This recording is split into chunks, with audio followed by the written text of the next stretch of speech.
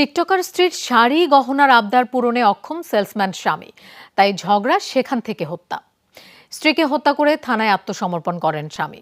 ফেনীর সোনাগাজীতে এই ঘটনায় তোলপাড়, পুলিশ মরদেহ উদ্ধার করেছে, মামলার প্রস্তুতি চলছে। হত্যার পর থানায় এসেছেন ধরা দিতে। তার দাবি, স্ত্রীকে হত্যা করে ঘরে ফেলে এসেছে মরদেহ। 7:20 ঘটিকায় একটি লোককে যে থানা ভবনের পাশে এদিক সেদিক চলাফেরা করতে দেখায়।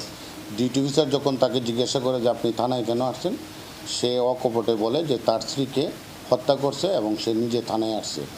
তখন আমরা সঙ্গী অফিসার ফোর্সও দ্রুত ঘটনাস্থলে যাই এবং ওর শনাক্ত মতে ওর বাড়া বাসার উত্তর পাশে ওর স্ত্রীর মৃতদেহ ফ্লোরে পড়ে থাকতে দেখি।